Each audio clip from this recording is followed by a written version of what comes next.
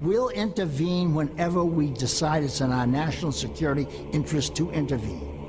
And if you don't like it, lump it.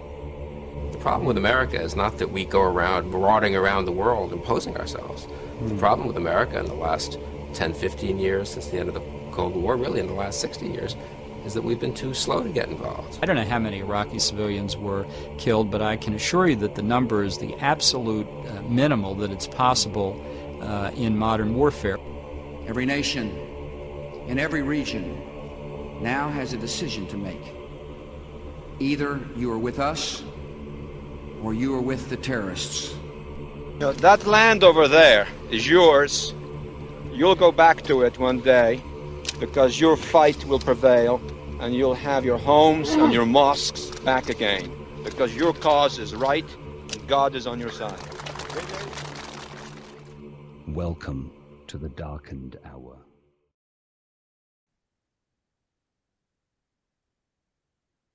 Welcome to another episode of the Darkened Hour. I'm your host, Adam Fitzgerald, and with me today is a very special guest, Michael Scheuer.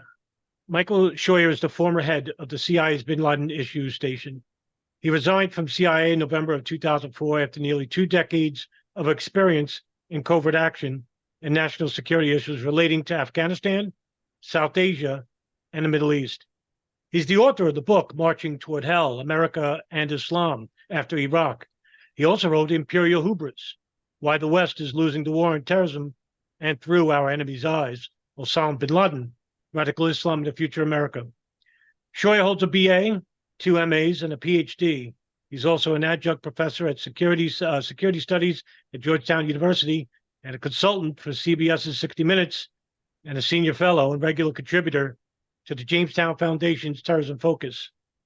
Mr. Scheuer, Michael Scheuer, thank you very much for coming on. A pleasure to be on with both of you. And I should correct a little bit there. Speaking about the American-Israeli relationship is a dangerous sort of thing for a career. So I lost all 3 of those jobs for criticizing the American relationship with the Israelis. Yeah, in fact, that was a question that we were going to ask you near the end regarding, what dangers this poses for people who do speak out against the government of Israel. But I thought I'd keep it simple right off the bat. You know, it's interesting that you had such an illustrious career at CIA. Can you describe your early adult life before entering the CIA? What was it like growing up? Yeah, I grew up in Buffalo, New York, and I went to school there, and I got a bachelor's degree at Canisius College and a MA at Niagara University, both of which are Catholic colleges. And I worked until until I was 29, either for the New York State Park Commission, in one or another of their parks, mowing lawns and cutting trees and doing that kind of thing. And then I worked for 6 or 8 years for Union Carbide Company and was involved in logistics there, moving things from one place to another on trucks or payloaders. What type of household was it? Was it a religious household, a political household? How did you grow up to your parents? I guess it was just kind of an average. My father was a policeman. My mom was a housekeeper. Stayed home with the children. I had 2 sisters. I think it's just a kind of a working blue collar middle class life.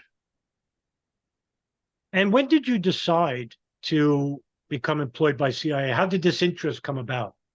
Well, I was working on my PhD, and I belonged to the American Historical Association, and they used to publish a monthly digest of their events, but also at the end of it was a listing of openings for historians. And it was at the time when Mr. Reagan was beefing up the agency, and they, for the first time in any advertisement I saw, they included historians as someone they were looking for. So I applied and received an offer to work there, or else I'd be just retiring now from Union Carbide, I guess. When did It, you? wa- it wasn't a lifelong dream. Buffalo at that time was shattered economically, and there were just very, very few jobs, teaching or any other kind of work. And I was lucky enough to get in with Union Carbide and held a job there for best part of a decade. And I was going to take any job that came along. I wanted to stay at home in Western New York, but I couldn't do it, so I came to Washington. Did you always have an interest in Middle East politics, or was this something Never. that grew on you later? No. Never. I studied American history, and I ended up getting my PhD from the University of Manitoba in Canada, in Winnipeg, on what they used to call the North Atlantic Triangle, Canada, United States, and Great Britain. Did and when you became employed by CIA, did they you worked in the what type of divisions did you work in? I worked for about a year and a half in the analytic division there, and I had an opportunity to move over into another analytic division, and I worked on Afghanistan. And from there, I moved into the Directorate of Operations, where I spent the rest of my career. I was, just very fortunate. I had to take a course in British colonial military operations, and Afghanistan was one of them. So I fit right in, and for my sins, I spent the rest of my career one way or another working on Afghanistan. Was it a choice that was easy for you, or was it laid in your lap? No, I in fact, I got a lot of opposition I worked in the European division, and I got a lot of opposition from them about going, but I wanted to go. I wanted to do it. Somebody told me one time at the CIA, ride to the sound of the guns. And I spent the rest of my career doing that kind of thing. So, and I had a good career, and I resigned very, not very reluctantly. The time was right, but sadly, I would say. You wrote in the book Imperial Hubris the following: one of the greatest dangers for Americans in deciding how to confront the Islamist threat lies in continuing to believe at the urging of senior U.S. leaders that Muslims hate and attack us for what we are and think rather than for what we do. Could you elaborate on that? Well, yeah, it's a funny business. I was trained in the historical method, if you will, by Jesuits when they were still amongst the best teachers and thinkers in the world, and it was before they turned into the kind of airy-fairy group they are at the moment. And I always paid a lot of attention in the area of terrorism to open source material, because it tells you what they're thinking. And certainly Osama bin Laden, had he been an American politician, would have been praised for staying on message and being very clear on what he intended. And I think you can go through the corpus of his materials, which are quite extensive, and find out what he's talking about at all times is what we're doing and not who we are. He's very clear that what we're doing in this country in terms of social mores or behavior would have no part in the Muslim world. But he wasn't fighting for those kinds of things. He was fighting because we had military people in the Holy Land in Saudi Arabia. We more or less controlled the price of oil for a long time in the kingdom and thereby cut back its revenue. We supported a string of dictators across the Arab world and still do, although there's fewer of them now. And we also refused to take on, with our foreign policy, take on the Indians or the Chinese for their torture of Muslims in Xinjiang and parts of India. So he was very clear, very outspoken about what he wanted to articulate too, about what he was saying. But in Washington, if something's not stamped secret or top secret, people are not too much interested in him. I wrote 4 books on Osama bin Laden and Al-Qaeda, and none of them had any intelligence in it in terms of classified material. It was all open source. It was all from what bin Laden and his lieutenants said, or other people said about them. So if you're not going to listen to your enemy about what his intentions are in fighting, then you're never going to know what kind of war you're going to fight until you get there, and most times you lose. Look at Vietnam. But in terms of Afghanistan, we knew exactly what kind of war they were going to fight after they attacked us. It was too hard to keep trying to get us in the United States. It was a very long way from Afghanistan and had a lot of intricacies in getting into the country and then finding nooks in which to hide and then be able to operate from them. So they wanted, what bin Laden said was, we will sucker you into, he didn't use the word sucker, but that's what he meant. We'll sucker you into coming to our land, and then we'll take care of the problem. And that's exactly what happened. This resonated with me a bit, Mr. Scheuer, because I too, I study true crime and the psychology of criminals, in that the jihadist is a very unique mindset, in that unlike La Cosa Nostra or Mexican cartels or apolitical dissidents, the jihadist will actually tell you why they're attacking you and tell you at some points what they are attacking at. It's almost as if they're telling you why they're doing it because they're proud to tell you, or as if they're wanting to tell you why. And there seems to be this huge disconnect between U.S. officials and the Pentagon, in that they think that this is an intricate, elaborate, and very covert ideology. It's very, I think it's very upfront. They're telling you why they're attacking you. And I think the great point here is that after the 93 bombing, Ramzi Youssef was allowed to speak before his sentencing, and he gave an hour's speech. And during it, he said why he attacked why he built the bomb and blew it up in the World Trade Center. And I think he said something about if he had another $25,000, he would have brought the building down. Yes, he would have brought the buildings down. Yeah. And I think that, when I read Imperial Hubris, I resonated with that, because I said, yes, that's exactly why. But yet there's this huge confusion as to why they're attacking. No, there isn't, because they're straight up and very forward. They're very forward. It's part of it's because of the religious motivation. I think they think they're doing God's work, and I guess if you think that, you're proud of being able to push along the agenda of their Lord. I also think that we're dreadfully ignorant of foreigners and of foreign history, of anything before Vietnam, for example.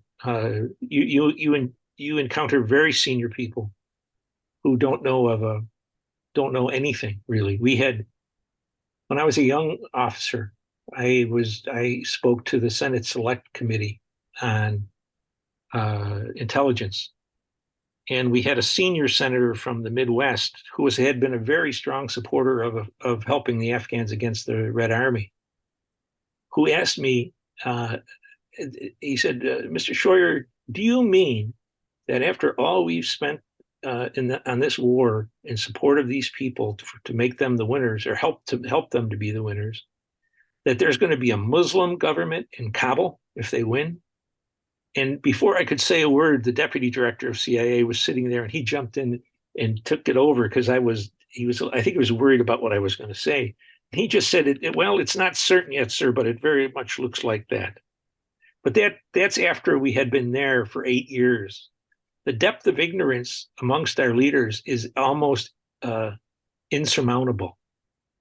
It's a function, of course, of our education system having gone into the dumpster, but it's also a function of, if they're going to attack women's rights, and if they're going to attack, it's an easy way to get us into a war without any kind of sensical explanation of why.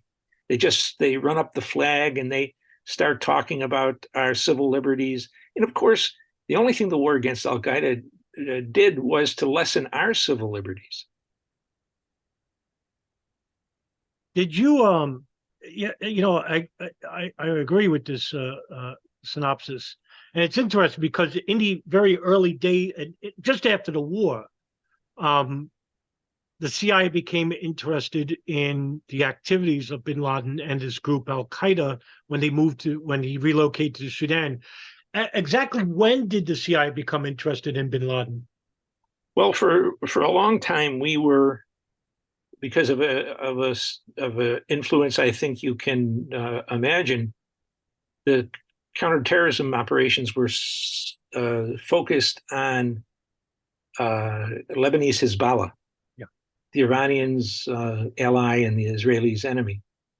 And that only wore away a little bit because we did not seem like we were waging war against a religion, according to the leaders of the CIA under Clinton and the FBI the same way. That we had to look for another person, and so we hooked on to Osama bin Laden. We had known him, not we the agency, but the people that worked on Afghanistan had known him as a person who had come at a young age into Afghanistan from the wealthiest family in Saudi Arabia, except for the royal family, and had supplied arms for the Mujahideen, had fought alongside of them, had a reputation for bravery, and had a reputation for providing aid for the families of fighters who were killed or who were actually away in the field fighting. It was pretty much, it was a very popular story in the Arab world and in the Asian world. That is, in mostly media products that weren't in English. And so we never needed to get in touch with Osama bin Laden at that time when we were well positioned to, because he was essentially doing God's work at that time. He was trying to kill enough Soviets to drive them out and to bleed them. We had a point during the Afghan war, which we supported, where the Soviets were spending some of their smaller and smaller hoard of gold on Canadian wheat, and then sending a substantial part of it to Afghanistan to feed their armies and the people there. So we could just turn a blind eye on bin Laden.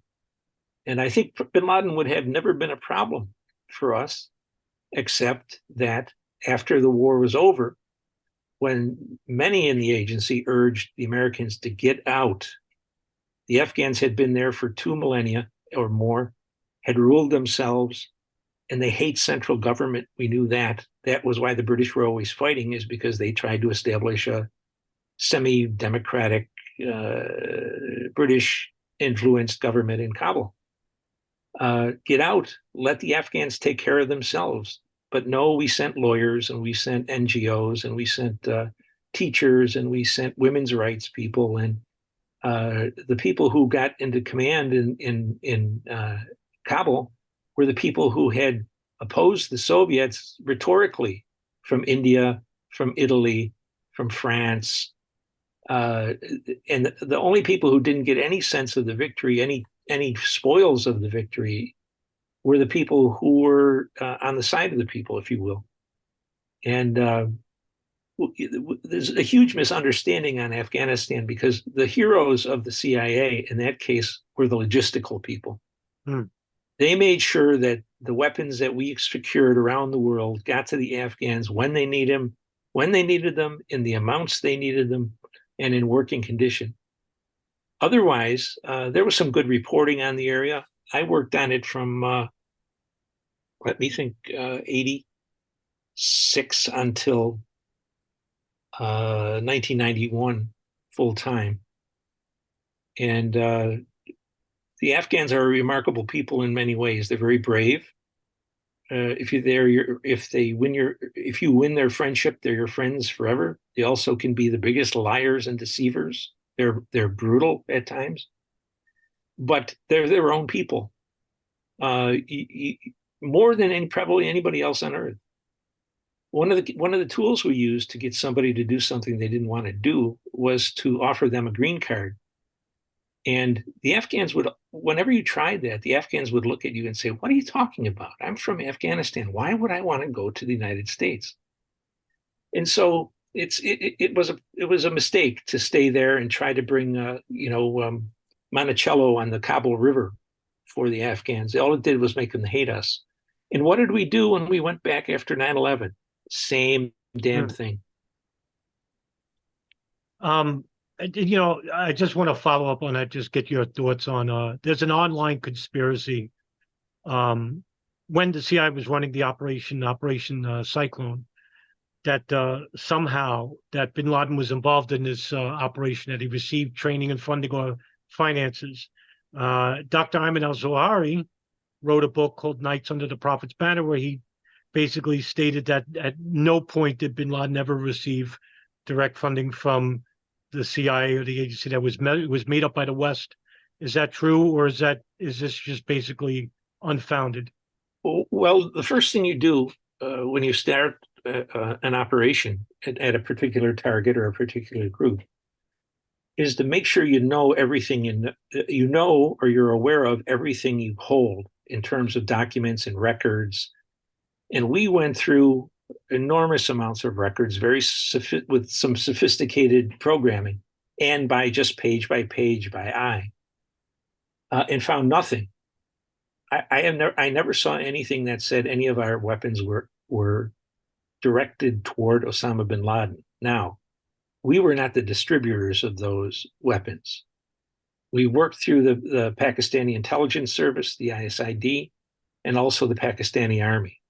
So who they gave those to, we didn't interfere in, for the most part, until Clinton came into power. And then he and his wife, you can't give guns to people who are not involved in the idea of women's rights and women's welfare as they are in the United States.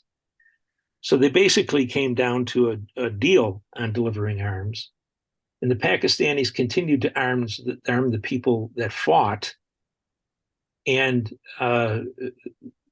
we were ordered to give weapons to a portion of the weapons to the people who talked about opposing the communists and the Soviets in Afghanistan, but really sold dope, spoke English, wore suits, and then would sell the guns we gave to them. So it became kind of a political charade about putting weapons into the hands of people if they won, would be more like us. They never fought. They just drugged people up and exported heroin to the United States and other places. But that's the way they play politics in the United States. Did the CIA, after the war, did the CIA think that bin Laden would be a danger or a threat to the United States? I can't remember that being the case until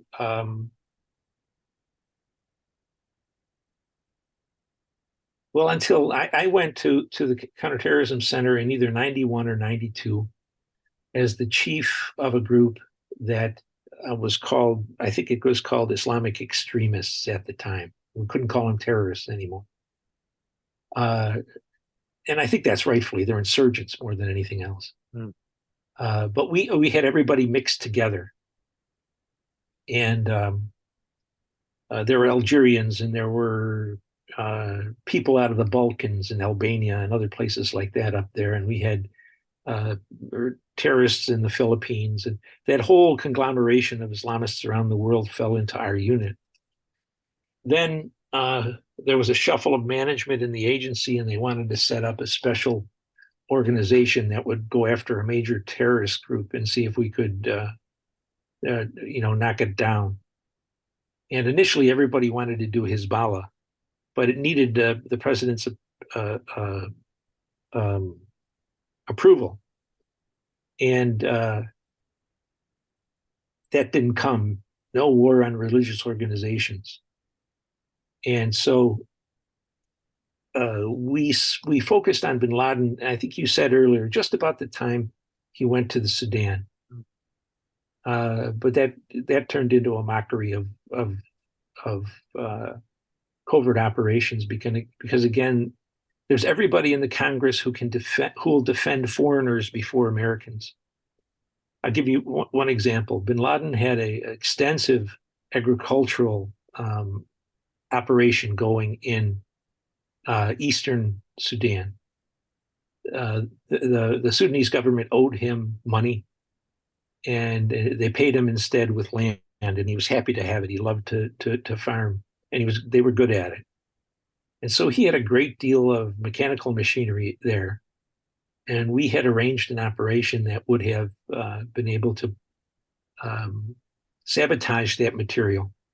So if it was run, it would break up. Its engine they would have a horrible time with it, and it would slow down their ability to earn money via agriculture, and it also would put a big hole in bin Laden's pocketbook. We had to take it to the Congress for their approval, and we talked to a subcommittee of the Committee on Intelligence in the House of Representatives. And they said no, because if we ruined that equipment, it would put local Sudanese people who worked for bin Laden out of work. And shortly after that, of course, they attacked Kenya and Tanzania. So it's always a humorous thing to me about how little anybody in the Congress really cares about defending Americans, at least in my experience, which ended in 2004. But it seems to me, if anything, it's gotten worse since then. Let's talk about Sudan, because when bin Laden moved to the Sudan, it's and correct me if I'm wrong, it's noted that the CIA began surveillance at his house in the Khartoum, and that there was one very legendary CIA officer, you're familiar with, Billy Waugh, who had become who evaluated bin Laden and his security detail, and even outlined a plan because he would actually jog in the morning and see bin Laden, the security detail, go to the mosque in the morning and stuff, and that he became familiar with them, thinking he's a fitness guru or something. Was there any plans to detain or rendition bin Laden or kill him? And if so, were those plans? Why weren't those plans approved? Well, because what if we killed him? Was always the answer. My officers, or at least the officers who worked for me, and with us in the field, provided Mr. Clinton 10 different opportunities between 1997 and 2000, and in 1997 and 1999, 10 opportunities to either kill Osama bin Laden using the military, or to capture him and take him to a place where people would probably never hear of him again. The head of the Joint Chiefs at the time wanted no part of any military operation against bin Laden because Al-Qaeda, he said, wasn't a threat. They practiced on gym equipment in the desert, and why should we ever take them as a threat? And as far as the senior part of the CIA is, when you have an operation that they've asked you to put together, and if it's not 100%, they start to get sweaty. And if it's like 60-40, 50-50, they almost always say no. And the reason they say no is not the question, what would the American people think if we tried it and it didn't work? But what would the New York Times and the Washington Post think if we tried it and it didn't work? And then they would be all over us. They never ask the question, how many Americans die if we don't at least give it a go? That at least is my experience on 10 different occasions when we had an opportunity. We had an opportunity to take him, to kidnap him and get him out of Afghanistan to a country which was eager to have him removed from the scene, and from which you could all but guarantee that he would never be heard of again. And the plan was dropped because the FBI said, well, why should we be helping you if we're not going to get credit? We're not going to get the skin. We're not going to get the trophy. And that ended that. Of course, the FBI is an organization that is a minimally intelligent organization, and one that is interested only in the plaudits it can win for themselves individually and for the organization, not particularly in the United States. And I think we've seen that in spades under Trump, or while Trump was in there. Did you recognize the danger of bin Laden at a very early stage in Sudan, or did I this took come? him. I took him very seriously, sir, on on the basis of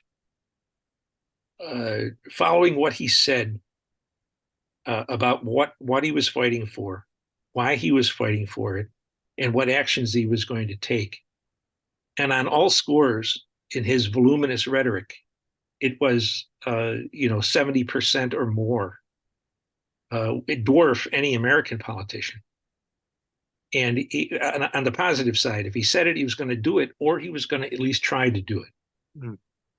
And seriously, I was on the scene and watched men armed with AK-47s and other materials of the Korean War vintage drive the Red Army out of Afghanistan with no air cover, with no artillery to speak of, no armor, against a Red Army that played only by its own rules, not by world rules for just war or something like that. They were brutal, they were murderous, and they still drove them out. So not to take someone who had won the affections and allegiance of the Afghans who beat the Soviets, and a man who also spoke his mind and made sure he followed up and did what he said he was going to do. I thought, foolishly maybe, but I thought it was not a mistake. In many ways, he thought like a Jesuit, very logically, very orderly thinker, and in his own way, an articulate and at times an eloquent man. Always dealing with real problems, not airy-fairy problems. Was there any connection inside Al Qaeda up to this point? Was there any informants working with you that had connections to Al Qaeda in the Sudan, or was it totally, or were there none? No, there was some. We got some reporting out of Sudan.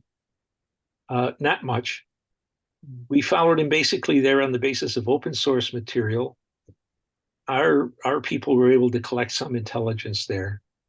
But again, until bin Laden became a problem, a public problem for the United States, the emphasis inside the agency was Hezbollah's activities in the Sudan. It was only after maybe the Kenya attacks that the big tough boys who were in Sudan at the time said, oh, we knew all about them and we were going to take care of them and this and that. And it wasn't true. They talked about getting them, but their job as assigned by headquarters was Hezbollah. I don't know if it was headquarters in Tel Aviv or headquarters in Washington, but that's what it was. Was there any signals intelligence operations on bin Laden in the Sudan? Because it's reported that the NSA were listening to the satellite phones of bin Laden in the Sudan. I think you can say, as a general rule, NSA listens to most anything you can imagine being out there. The problem was getting NSA to share it with anybody. Mm-hmm. They go back and they tell you, here's the 1947 some kind of an act that gave them in charge of all of SIGINT.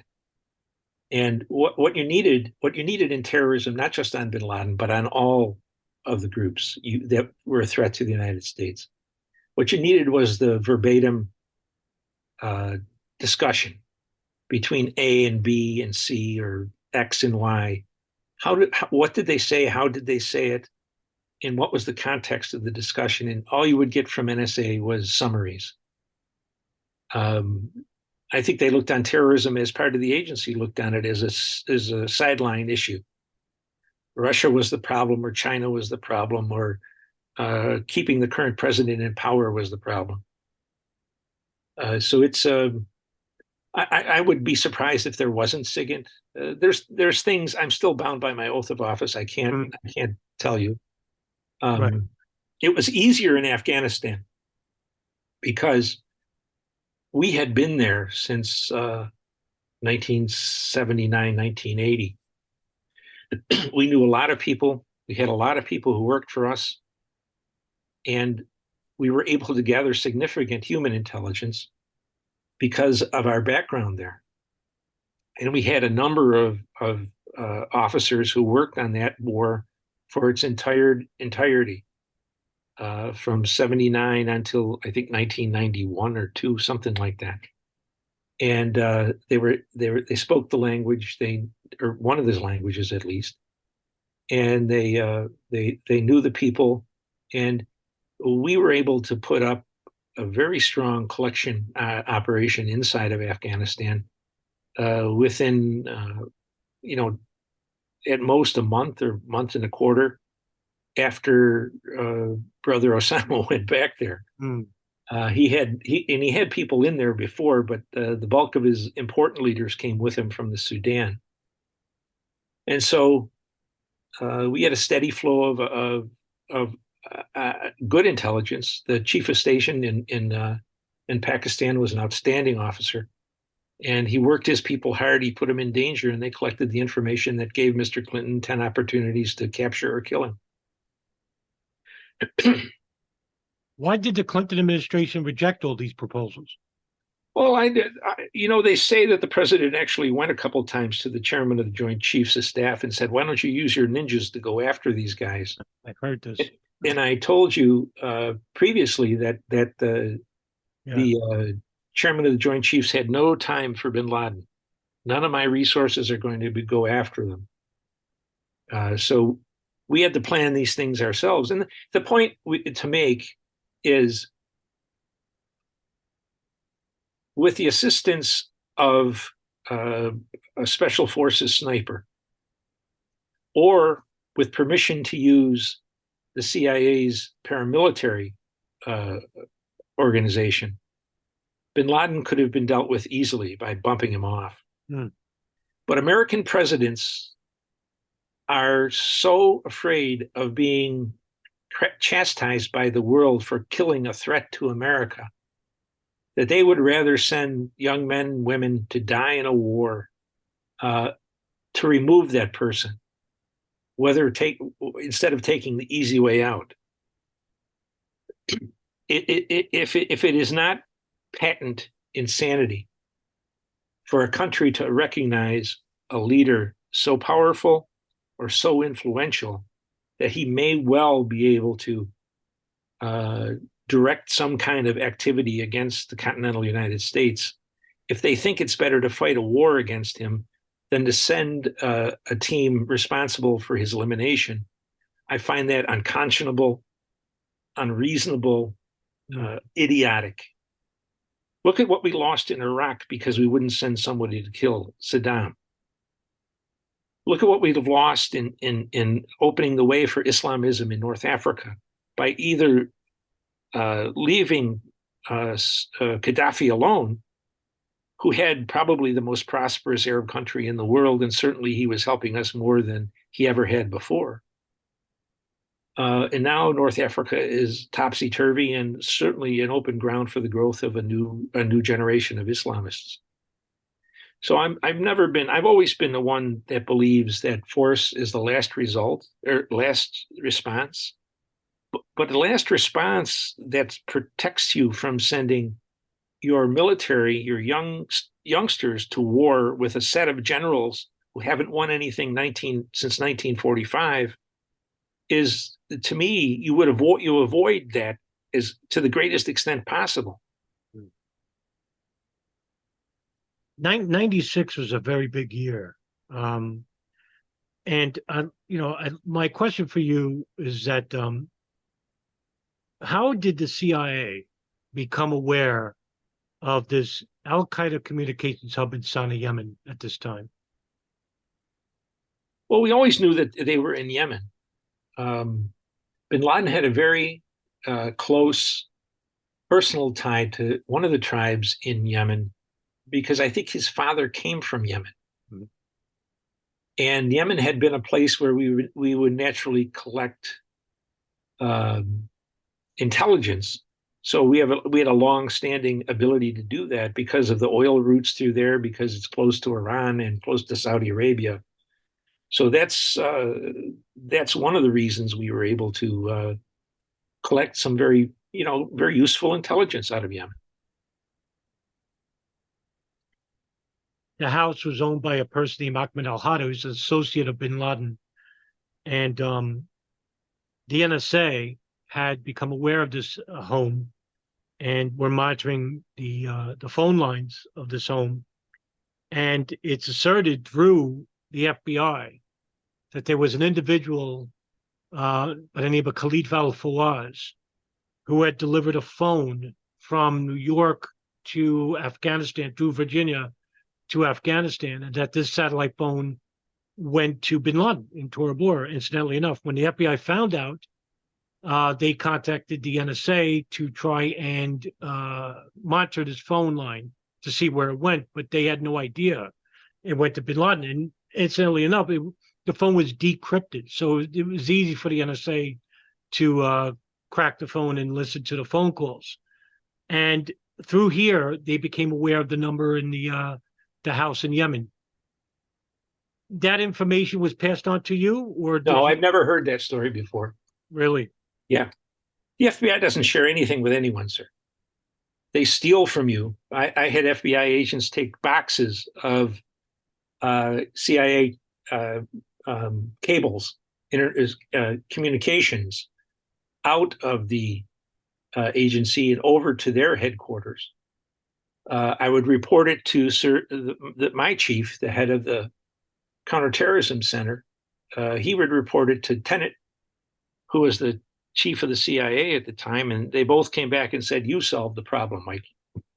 And so that went on and on and on, because there's no way for me to stop the FBI from doing anything unless I have support from a little bit higher command than I represent. But they could have, the one thing I found out in running the operation, and I ran it from late 95 until 99, was that just because I was in charge didn't mean I knew everything that was going on. The British play a big part in this. When we got so many chances in the kind of time frame from May to September of 1997, Mr. Tenet, the director of the DCI at the time, would take every chance we got down to the White House, into their senior group on foreign policy, which could include the Secretary of State, or did include the Secretary of State, the CIA director, some of the military, FBI, a number of people, either the topmost people, the head of the agency level people, their lieutenants, or someone that they designated. And Tenet used to tell us, the argument we had was, if we get to a point where we have a 50-50 shot at this, we should take it, because given the nature of life in Afghanistan and the ability to move quickly with trucks and things, it's better if we take a chance, and if we miss, we try again. And Tenet would say, "Okay, I'll do that. I'll pass that message." And now, when everything was over a decade later, we found out that Tenet would always tell this committee that he worked with that it was a 50-50 chance, and we need but instead of saying 50-50 chance, but we better take it while we got it, he would say, we need another string of intelligence. And he would always say we have to get the British to do this so we can confirm our own reporting. And that was typical. Our senior people still behave in most cases as if we were colonials and that the Brits can do anything.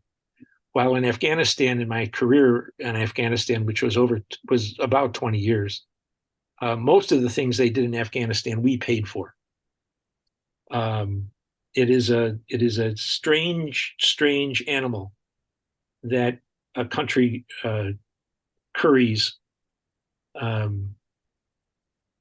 has been great power and depends on it, or trusts its word more than the word of its own officers who are risking their lives to get the information. But that's, again, another nature of this particular beast. And let's revisit when you became situated there.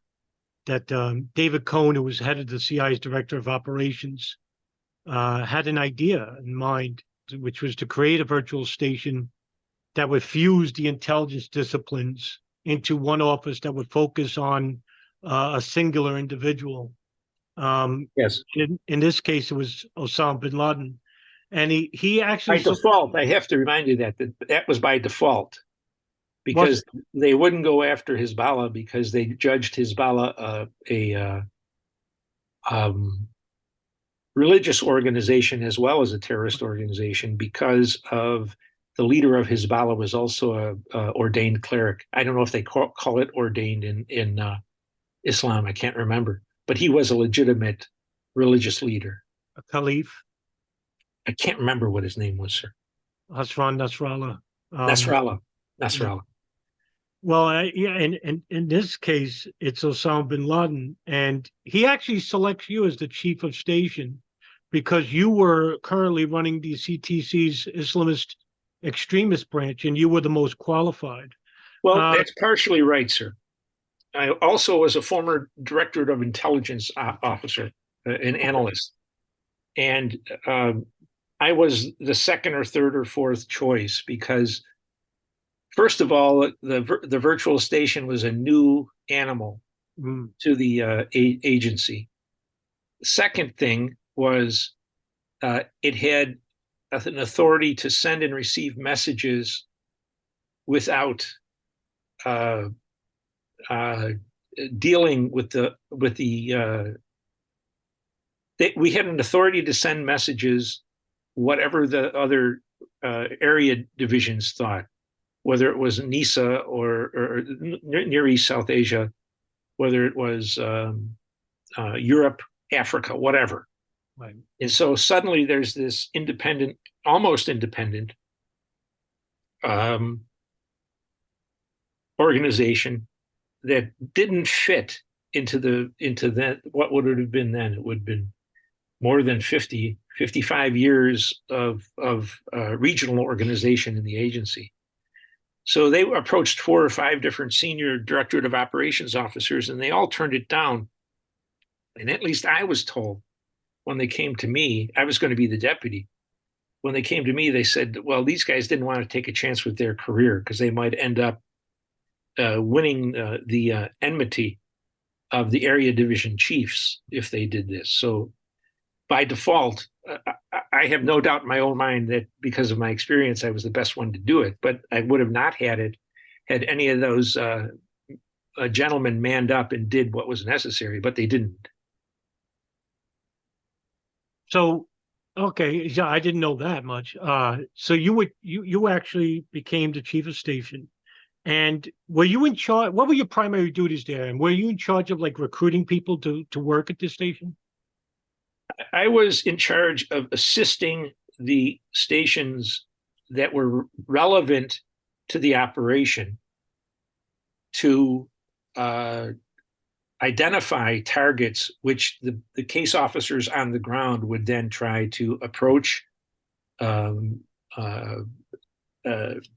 analyze, and I forget the terms, but to approach and eventually curry them to the point where they would give us information.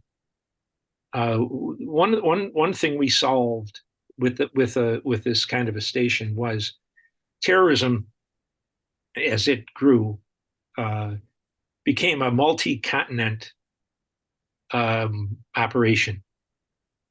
There was stuff that the fellow in, say, in the Balkans we asked to do, but he couldn't do it without some help from people in the Middle East and maybe somebody in Europe. So we could put together that help very much more quickly than 3 different area divisions trying to work together. They also gave me authority to sign, to spend money far greater than most chiefs of stations had. So I could supply, my station could supply people and money for the operations we wanted to operate against Osama bin Laden and Al Qaeda. And so I had those advantages. I also had the advantages of at the peak of the station, I think I had 27 people, and 21 of them were women.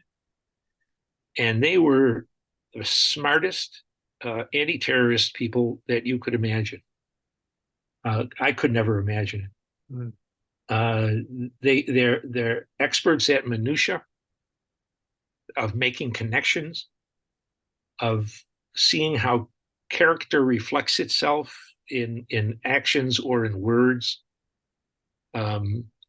working with very little information and very difficult information: telephone numbers, credit card numbers, registration numbers, citizenship cards, that kind of thing.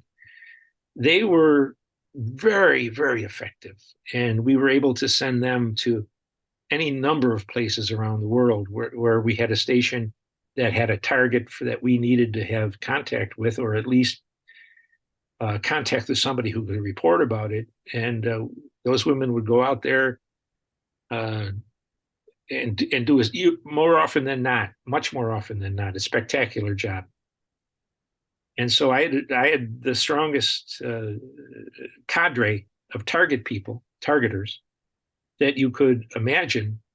And of course, the agency, being not quite out of the old boys era, didn't like the fact that women were doing so well. They called them the Manson family, as a derogatory, not as a humorous thing.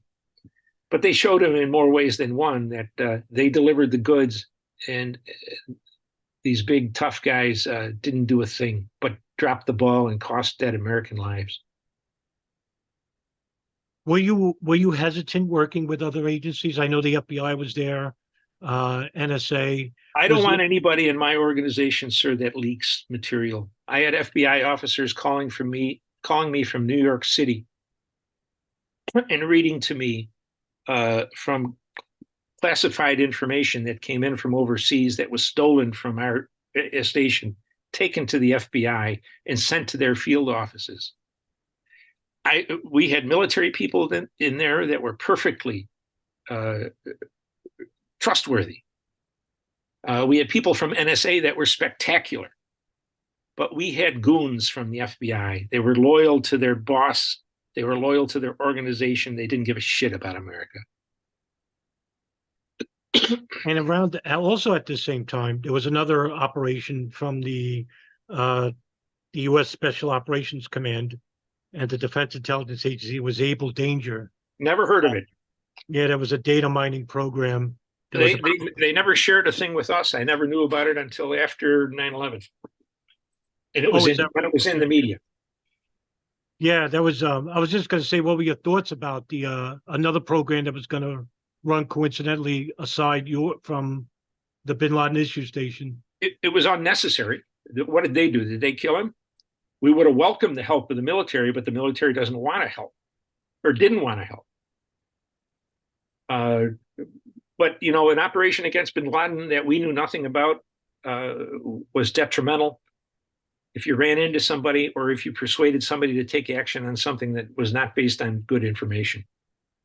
Military intelligence is not as much a what do they call it?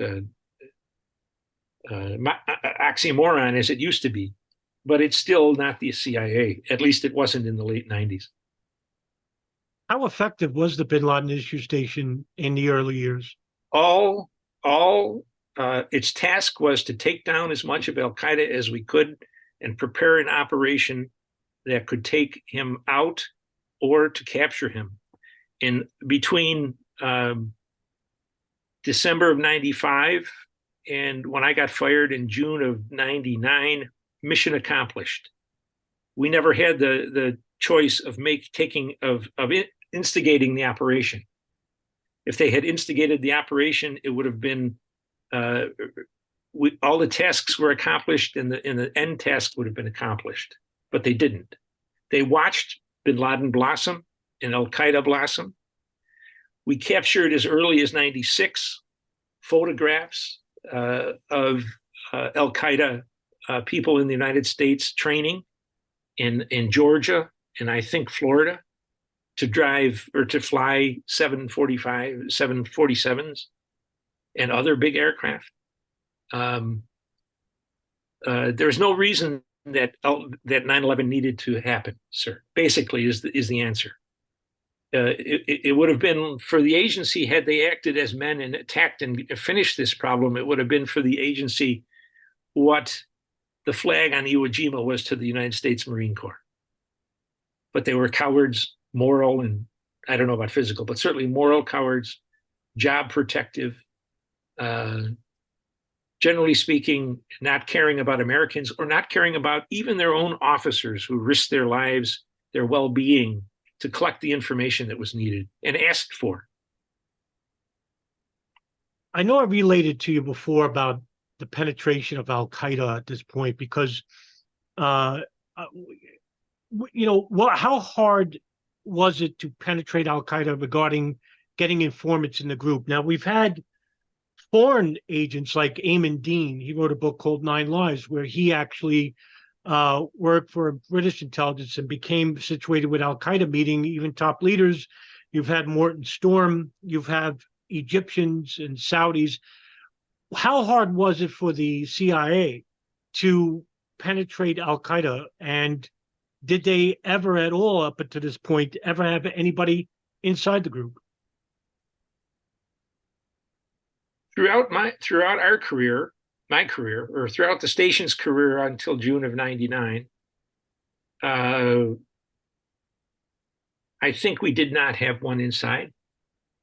We had people close to Al-Qaeda who were reporting on people who were inside. We had the great advantage of Osama bin Laden regularly telling us what he was going to do. We had a good deal of that coming also from Ayman al-Zawahiri. Several excellent sources in Yemen, which were ours. But no, I don't think we can say that. Because it's alleged that Ali Mohammed, who you're familiar with, yes, had worked at some level with the CIA and the FBI. Well, not when I was there. I couldn't rule out the FBI, but not with us. But not with the CIA. No. Well, we were well aware of Ali Mohammed because he made himself available to us through other means. Right. Now, why did they replace you in '99? What was the reason for that? After the 10th opportunity that they turned down, I sent an email to every senior person that I knew in that agency at the highest levels. Simultaneously, they were all listed in the address that said basically, listen, this is not a game. You are going to regret at some point giving up all of these opportunities without even trying them. And the cost will not be directly to the agency, it will be to the American people, which you have let down. Something to that effect. It's still in the electronic file somewhere. They never throw anything away. But that kind of got him a little upset. Was Tom Wilshire a good deputy director for Bin Laden Issue Station? Tom is one of the best men I've ever met. I was glad to have him there, but I didn't work with him for that long because this all happened very rapidly. And I had gotten in some other Dutch with they parachuted in a guy, an FBI guy who they were trying to hide from Louis Freeh at the time. He had been the one that fingered, if you remember the Atlanta Olympics, he fingered that security guard that was Richard Jewell. Yes. Yeah, he was a little mentally impaired or something. And this guy fingered him. And Freeh, on the advice of the reporting of this person, brought the house down on him and then let him go. So the FBI had been trying to hide him around, and they parachuted him into our organization, our station. And within a week, he had turned things upside down. The FBI doesn't treat women as the agency did. Women get coffee, women make copies, women take something from here to there. And he was treating my officers, as I described, which were 3/4 women at the time, as if they were just FBI women. And I kind of headed out with not with. I tried to do it diplomatically via a note that said, "Listen, if you want a briefing on what we've accomplished before your arrival, I can give it to you, or any of those women sitting out there can give it to you. They're not coffee getters. They're not to be. They don't do your talking points. They don't. They get bin Laden if anybody would be willing to do it." And so that got back to the FBI, and that caused some heartburn over there. So once I send the message to the rest of the agency after they did not exercise the 10th of their opportunities to kill or capture bin Laden, I had pretty much was no longer necessary for them. And I wasn't. I had no more use, really, for being responsible for an organization that mission, it was not really supported by anybody in the United States government at the senior level. I got tremendous support from within the working level people, but what they call the seventh floor in the FBI or at the CIA or any place else in Washington is where the decisions are made. And they're mostly made for political reasons, not national security reasons. I do want to go back a little bit because this was a stickler for me, and it involved you. There was an argument between you and the Barbara McNamara, the infamous, where the NSA had monitored the phones in Yemen, the Al Qaeda communications hub in Yemen. You had a bug inside the house, and you only listening to half. We built a machine. They wouldn't do it at all. We built a machine. A very, very excellent female officer worked with the directorate of science and technology, I think they called it at the time I was there. And they built a machine that could intercept out of Yemen. And but only what we could. We didn't have the ability anywhere near NSA. Right. We could grab one link, and I don't remember if it was the uplink or the downlink, but on the basis of what we had constructed, it would have been easy for a powerful organization like NSA to complete it. So we would get it, the link we got, we would download, we would capture, translate, and send it to NSA, and say, we believe this information is useful, and we think it would be more useful if you could, complete the mechanism, and so we can get both sides of the conversation. And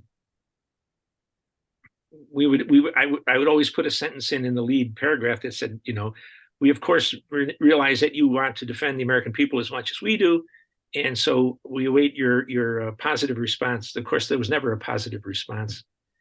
I finally went out. I think I went out there, or I talked to her on the phone, and she kind of waved the 1947 some kind of act in my face and said, "We don't have to do anything you've asked for. You're not going to get the verbatim transcripts. You're not going to get, even if we finish your machine, we'll take it over, and you're not going to get the verbatim conversations off of that."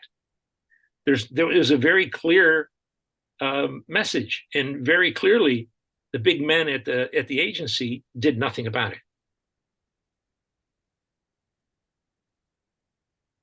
And you were replaced by Richard Blee in '99. Yes. Did you find Richard Blee to be a worthy replacement? And did he run it differently than you would have ran it?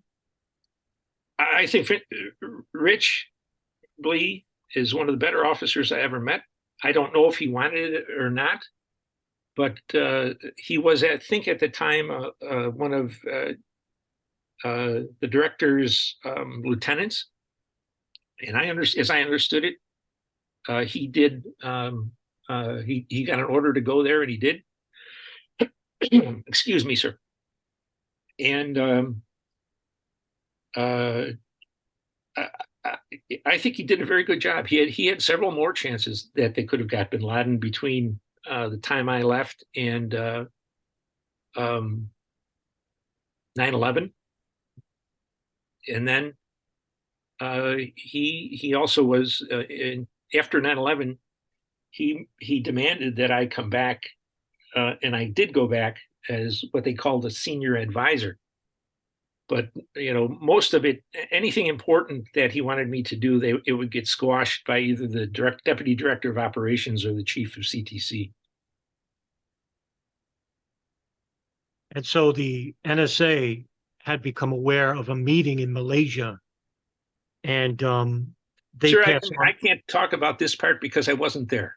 Oh, okay, all right. This is I can't speak with any more than observation from the outside after June 30th, 1999. Right. All right. I understand, because I was going to talk about an incident regarding the cable that was read by Doug Miller, and he couldn't share that information with FBI, and I wanted to know why. I can observe on the face of that it's a lie. No one ever asked anybody at the agency to share information. They would simply steal it. One of the guys we had there was later sent to prison for some kind of criminal activity. Was it when he was a FBI officer? Right. How can I? Tell me what your question was once again, sir, please. Yeah, sure. The thing was that there was a cable that came in. It was about Khalid al-Mihdhar and Nawaf al-Hazmi's U.S. visas, and they were coming to the United States, to Los Angeles. I've heard of that from the media. That's correct. Right, and that this cable came in. It was read by Doug Miller, the FBI agent out of New York, and he was drafting a cable to warn Washington headquarters, but he needed the approval of Tom Wilshire. And according to the story related to me, was that the cable went to Tom Wilshire, and he told Michelle Ann Casey, an analyst there, to please hold up her Wilshire, and that this cable came back to Doug Miller, and it was not allowed to be sent because they didn't think that the next attack would be in the United States, but in Southeast Asia. But you had al-Mihdhar and al-Hazmi come to the United States, so this was the big disconnect. And then later, I'll tell you, my perception of that is that of all the FBI guys, Doug Miller was about the best one. He was a financial expert who stayed in his lane. But he would not have been the only one to see that cable. Right. And his other brethren in the agency would have taken a copy and walked it over. And the other point I would make on dealing with the FBI is that the only way you could, when we started the station, they had those, they called them teletypes. They're those machines that I don't even know if you have them at the airports anymore, but they make a racket when they print off a plane list, passenger list. And then they went over to fax machines. You'd send them a fax and they say, well, we can't find where the fax is. And we couldn't send them anything on the first item I mentioned, the first tool I mentioned, because we didn't have them anymore. So at the end of right up until 9/11, we were sending things by fax machine and courier. Every day there would be several trips to the FBI, or several times a week there'd be multiple trips to the FBI to take information over there because they couldn't find it once we sent it to them. Now, Tennant, for all of his problems, I was told he offered Louis Freeh the same computer system that we had, which was, I'm no computer expert, but it always amazed me what it could do. But he didn't want it. So when the idea of a communication problem between us and them was certainly true. Louis Freeh kept them in about the 1930s, 1940s. But in terms of actual getting a hold of the material that was in our agency, in which all of their officers read, it wasn't true at all. And they fixed their communications problems not electronically, but by purloining classified information and endangering the assets that provided us that information. Can I just jump in at that point? Because I think this is really central. I don't know about you, Adam, but I've never heard anyone give this account from this perspective before, because it really contradicts a lot of what's been put out. Oh, it does. I'm thinking in the dramatization of the Looming Tower, the book, the dramatization of that was on Hulu or something.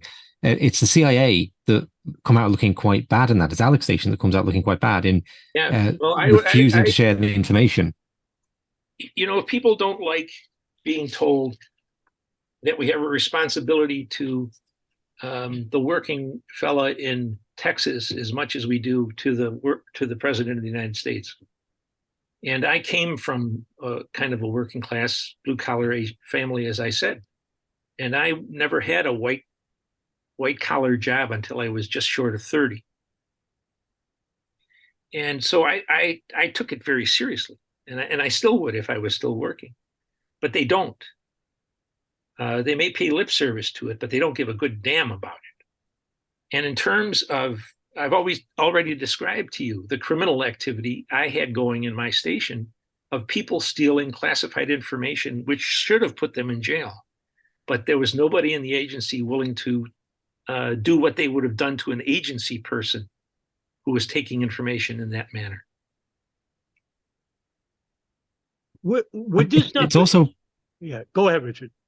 Well, I was just going to ask about, it's also a perspective we heard from National Security Coordinator Richard Clarke, isn't it? I think he was the first person that became prominent with this narrative. In about 2011, he did an interview with the two men who went on to author the book, The Watchdogs Didn't Bark, which presented this narrative and featured interviews of various people in the FBI, including Mark Rossini, who was in Alex Station at that time, presenting this narrative that the CIA, and in particular, it really falls on Tom Wilshire, blocked this information going to the FBI, and then lied to the Senate inquiry about it, saying that and including George Tenet lying to the Senate inquiry, saying that nobody had seen those emails or those messages, where it became clear that over 50 people had seen them. So this is here's what I can say, sir, about Tom Wilshire. He was an excellent officer. He's a brilliant man. And he's not an aggressive person, though. He's not combative. He was a very good deputy.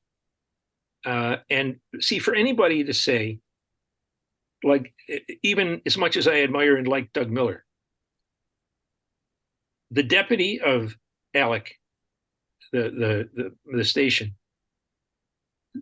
could not have stopped the FBI from getting that information, either with the approval of the agency or not, because all Doug Miller or any other FBI agent had to do was to walk about 75 feet across the hall and into another area of offices. And the deputy chief of the Counterterrorism Center was, and maybe still today is, a senior FBI officer. So if he had went and told that man his problem, it would have been solved pretty quickly, because the agency would have bent over backwards and said, oh yeah, of course you need to see this. Do send it right away. So it all sounds to me like they made Tom Wilshire some kind of a scapegoat, and Tenet had played along with it, which is perfectly in his character. Yeah, I mean, I don't think it's a massive narrative, right? In that, if you ask the average American who's Tom Wilshire, they're not going to know.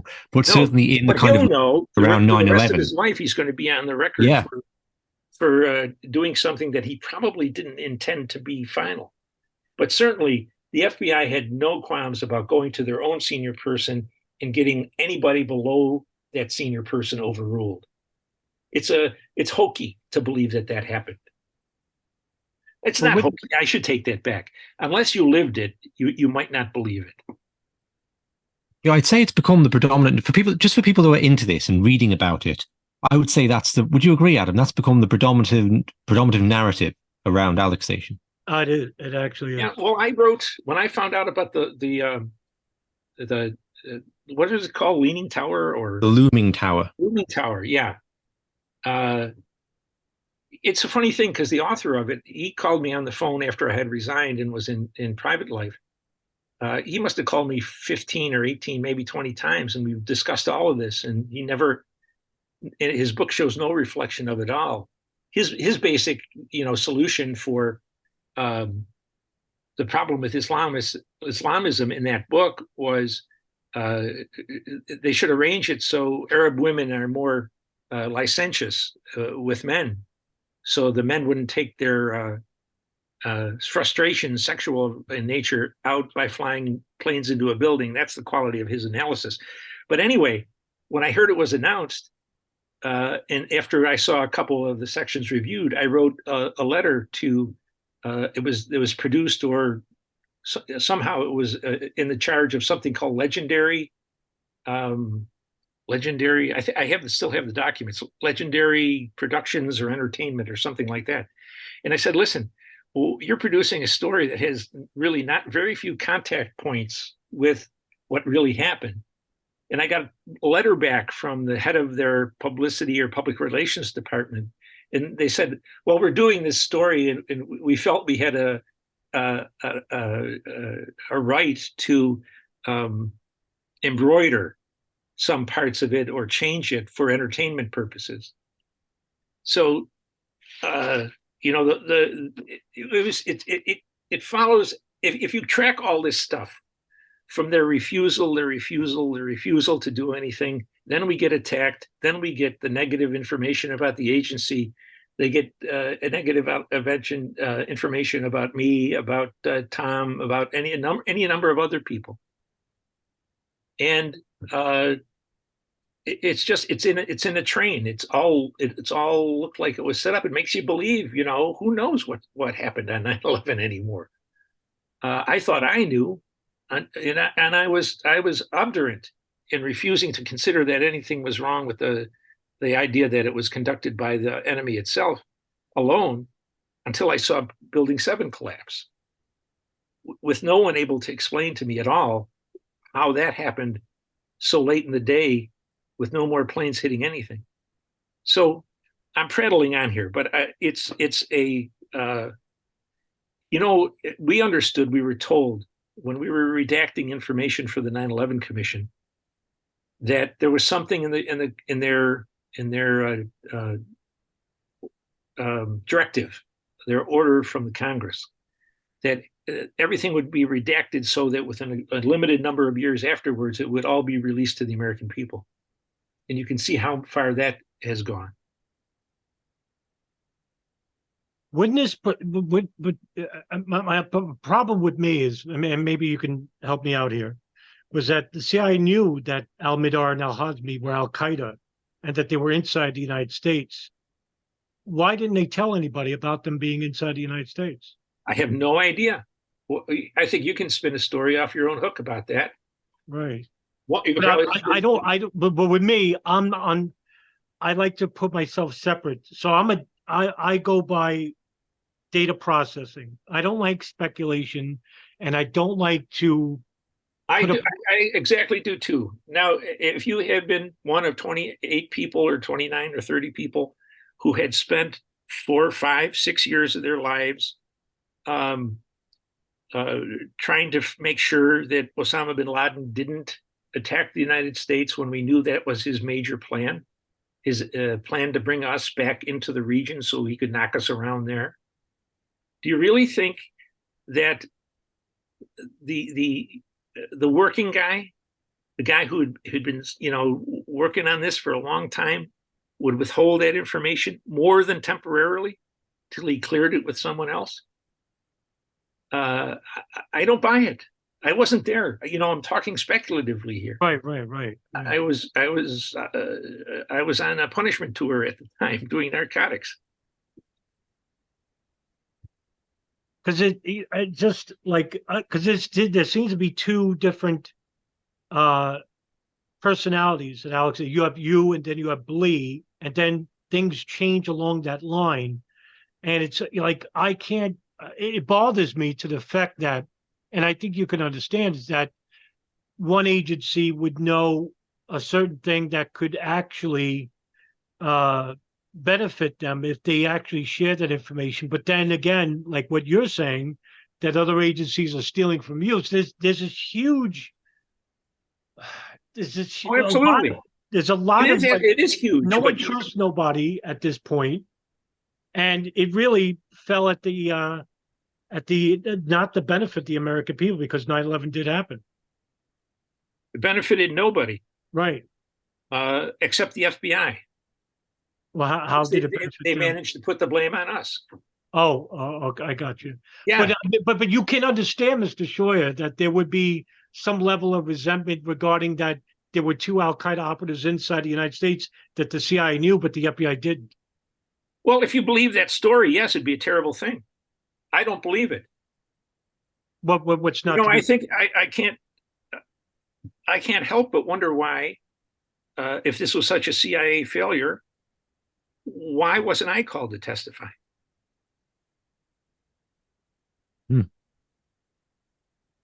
You wouldn't have called to testify not once?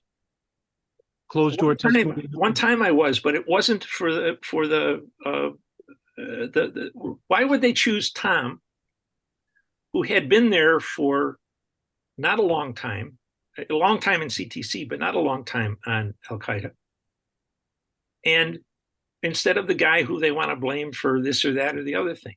I don't think it was about because this didn't happen on your tenure, and I think that's the reason why you weren't called. What happened on my tenure was that the Central Intelligence Agency's leadership, the FBI leadership, they facilitated 9/11 by not doing anything with everything within their realm of capability. That's the way I look at it, sir.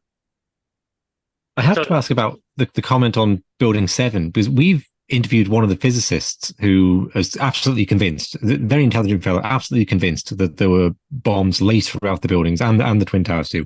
And I think Adam and I have taken an agnostic stance on that, not having any physics knowledge ourselves. But of course, it does suggest a much deeper reality beyond that, in that if there's even a hint of truth in that, you then have to have operatives moving the hijackers round, and this becomes not an accident, but this highly coordinated program that with help from the inside. And I was actually, one of my final questions, just through looking through your podcast and seeing that you've interviewed people about the Kennedy assassination on there, and you've interviewed James Perloff, who's an historian that I find very interesting. I don't always agree, but I think he's got very interesting and very conspiratorial take on history. I was going to ask how your perspective on the world might have changed over the past 20 years. But to really go into that, then, I suppose anyone who goes down the 9/11 was an inside job route really points at the CIA as being the people coordinating that, and the FBI are kind of the dupes. They're kind of like taken along for the ride. And what's really amazing from what I'm hearing now is you seem to be acknowledging a possibility that there was an inside operation because of Building 7 and the way it came down, but saying it's certainly not in the way people think. Don't look at Alex Station. The Alex Station was full of dedicated people who wanted to stop this. So the agents who are organizing it, they exist elsewhere. Is that a fair characterization of your position? I think that my position is that the agency did, at the working level and at the level of our people in the field, did everything they were tasked to do in December of 1995. And completed all of the things except the one thing that I or my officers could not be responsible for, and that was ordering the elimination either by the military or by kidnapping of Osama bin Laden. That's where I am. And in terms of Building 7, I resisted forever watching these things. But when I finally did sit down and watch Building 7, I thought, good God here, how could that come down in that way when nothing hit it? Could it been heat? Could it have been what? And no one's come up with an explanation yet, but I've seen several of the physicists and engineers and quorums of them speaking at conferences on video, of course. But it's raised a question with me, but more importantly, in my own thinking, I've watched all of this stuff go on with Trump. I've watched all of the stuff now that looks like COVID is a murderous operation conducted by people deliberately. My whole view of how the American government works is much more jaded than it was previously, more or less because of what my own experience, but it's been buttressed by 20 years of more of this nonsense. I guess that's where I stand. And if you look at my blog, I've been very clear about this on that for a long time. We have generals who can't win wars. We have border patrols that can't protect the border. We have people willing to stand up and lie about climate fraud as if it was, the gospel. When we have as many, what do they say? Nobel laureates, scientific Nobel laureates on one side as we have the other, but it's a closed question. The idea that every other week we get some kind of a command from the World Economic Forum that is treated by Biden's administration as law. Yeah, my view of, I don't think it's conspiratorial anymore. I think there's so much, and I wrote a blog just this week. There's so much, so many things that have happened that if you think they could be all could be just a coincidence, it's something. Now, I wouldn't take that yet back to the 9/11 issue, but the doubts in my mind are now much stronger than they ever have been before. Are you familiar with Donald Canestraro? With who? Donald Canestraro. I know of a Vince Canestraro. Yeah, but no, there's a guy named Donald Canestraro. He worked for the Office of Military Commissions. And what he did was he had interviewed people from CIA and FBI. They spoke anonymously about a covert report that the CIA and the Saudis were running inside the United States. Now, this is after you were gone, Alex Station, that the CIA and the Saudis were running a joint operation in monitoring al-Midar and al-Hazmi inside the United States. You talk about like conspiracy involving like World Trade Center 7, and could there have been a conspiracy running behind at the doors of the CIA that they didn't know about? Well, certainly there's a possibility that there was something going on that I didn't know about. Right. You have to remember that John Brennan was the chief in Saudi Arabia for virtually the whole time that I was running Alex Station. And one of the things we asked him to do was to ask the Saudis to provide public information about bin Laden, birth certificate, wedding certificates, health records, investment records if they were available. And he kept not answering the cables. So I finally sent one that was directed to him directly and to say, we really need this information. So that he sent a message back and said, the Saudis don't like us asking this stuff, so we're not going to do this. We took that information up to the director, Tenet, and he didn't do anything about it. So I don't know what's possible in this world anymore. I only know what I saw. Right. And I was out of the loop, certainly until the day after 9/11, and then I came back for, I don't know, what was it? About 3 years, and then I resigned in 2004. Regarding Saudi Arabia and the embassy and Brennan, it just ties in. I wondered if you ever experienced any tension between your aim and the aim of Alex Station at shutting down Islamic terrorism and shutting down Al-Qaeda, and a kind of geopolitical sphere where radical Islam is being used first in Afghanistan, but then across the Stan countries in Azerbaijan, and ultimately in the breakup of Yugoslavia to kind of tilt the board in a directions favorable to US foreign policy objectives. And one place where that people talk about that coming up is in the 93 bombing, and the fact that the blind sheikh, Omar Abdul Rahman, is allowed in to the United States. And again, the narrative for the people who are interested in this, the narrative comes down to that he seems to receive some level of protection. So initially, when there's the assassination of Maya Kahani, it's looked at as being a kind of lone gunman thing, even though it very much isn't. So Al Said Nasser is locked up for that. But the fact that his house is full of documents from Fort Bragg provided them from Ali Mohammed is kind of covered over.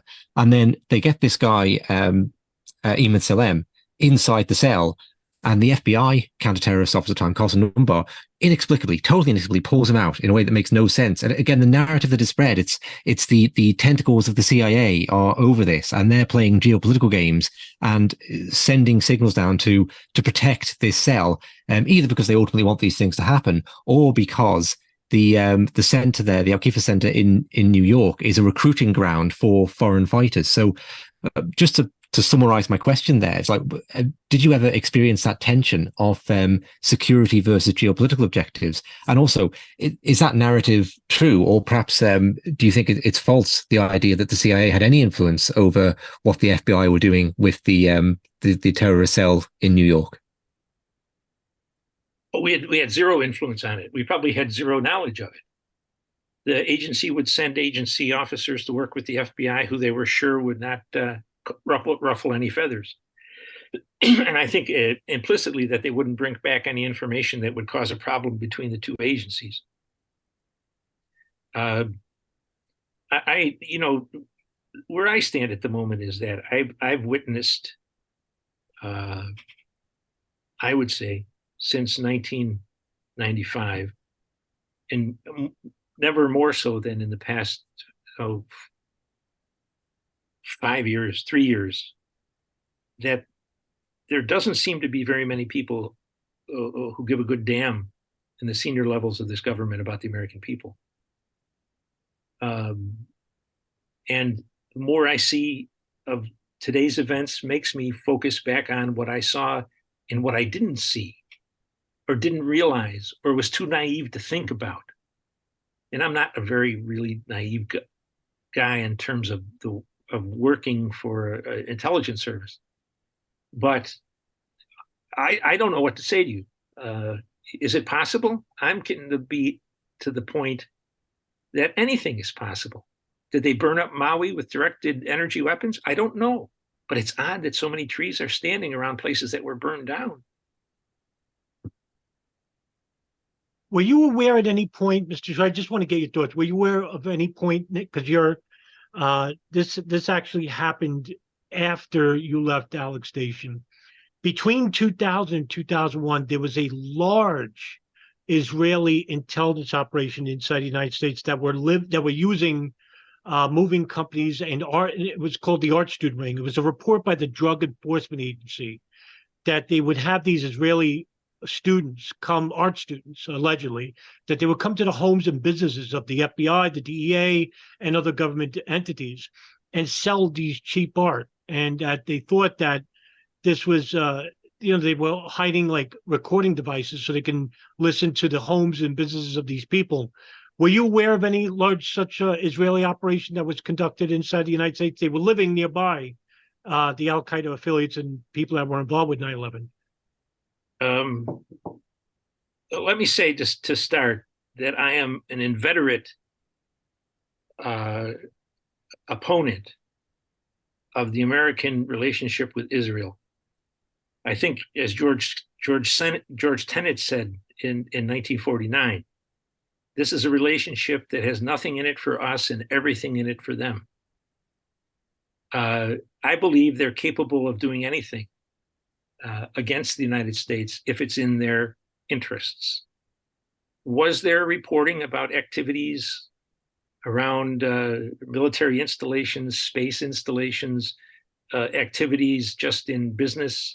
Of course there were. But it was very component. It's very hard to get that information, even if you're working in the agency, because they keep it confined to a very small number of people in a distant room, for example, or for logistics ability to get to the people who actually work on it. There's nothing that would surprise me if it turned out to be Israel working somehow against us. They've suborned our people to spy for them. They've given our technology to the Chinese and other people. They're it's just a ludicrous thing that we deal with them as if somehow they are equals, or somehow even at times superior to us. I think it's a detriment to the United States. I think it's a danger to the United States. They stole the information to make their first bomb from American business and the American government, their atomic bomb. It's we might not even tolerate what they do to us from the Brits, but I don't know. Maybe the Brits and the Israelis are somehow a pair to be reckoned with. I don't know. I know you've always have been a vocal critic of American-Israeli policy. Is it now more so pronounced than ever before?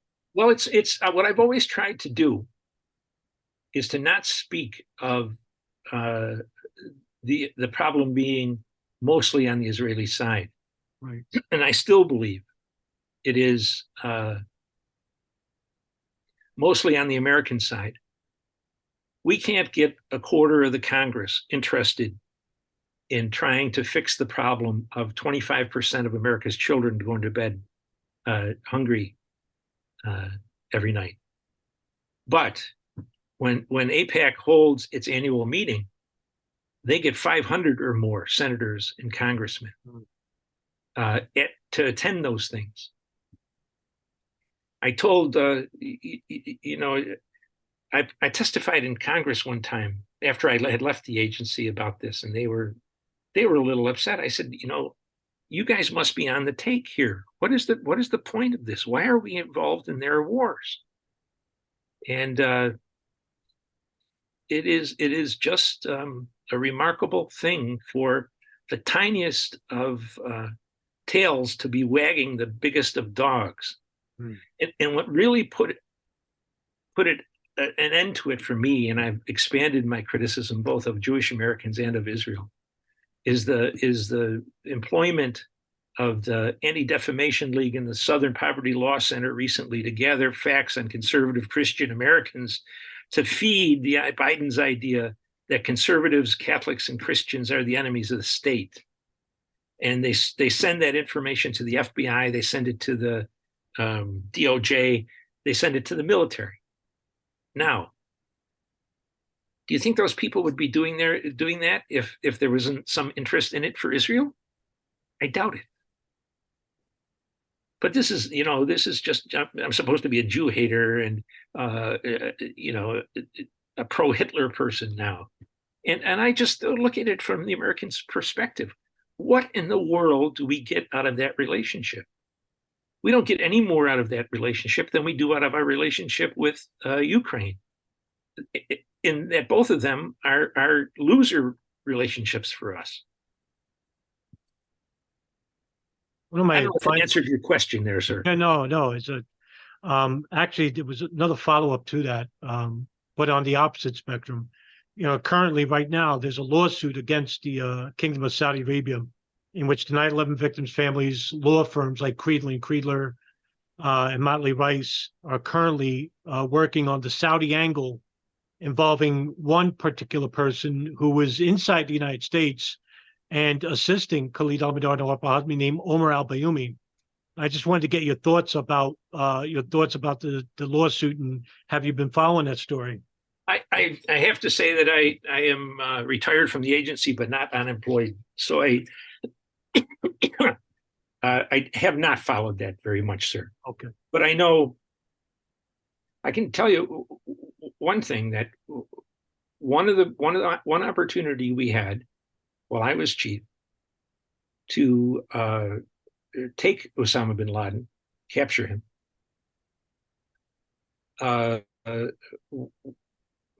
was stopped when it was briefed to Brennan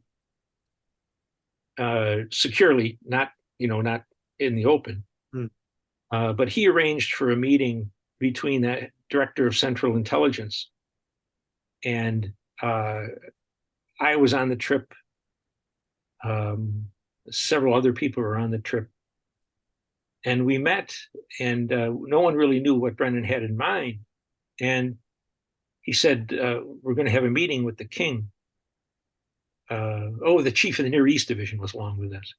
We're going to have a meeting with the king. And they said, don't do anything against bin Laden. We'll take care of the problem quickly. And I said, listen, we've been at this a long time. You have never asked them to do a hard thing against Al Qaeda yet. I don't know if you've asked them to do anything about it yet. And all of a sudden, you poop in on the wrong at the precisely the wrong time from my perspective and an American perspective to shift the responsibility of protecting American citizens from Osama bin Laden to the Saudis, who, for years, he was the poster boy of what a good Saudi should be. And so I got up the next morning and I found I was disinvited to the meeting. So I just, had coffee and waited until it was time to leave. Well, and they came back and they said, the king said, we'll have this problem solved in a couple of weeks. Don't do anything. And so they all bowed, I guess, and kissed his toes, and that's what happened. And so the next time Brennan tried to contact, the king had assigned it to his intelligence unit. And the next time he tried to contact Prince Turki after this meeting with the king, Prince Turki was the head of their intelligence. He was told that the prince was gone on vacation for the summer for 6 weeks and wouldn't be able to talk to him until he got back. And then they tried to get to his deputy and they couldn't get to him. And so we ended up with nothing from the Saudis and scrubbing an operation that at least had a 50-50 chance to work. So I'm not a big fan of the Saudis either. I'm a big fan of the United States as it was established. I'm a big fan of killing its enemies if they need to be killed. I am not, I found out eventually, very happy with being played for a fool and seeing marriages break up amongst people that worked for me because they were there 14 hours a day, or, people delaying getting operations and that kind of crap. But the Saudis have much answering to do, in my mind, without any evidence on the shelf here other than what I've told you.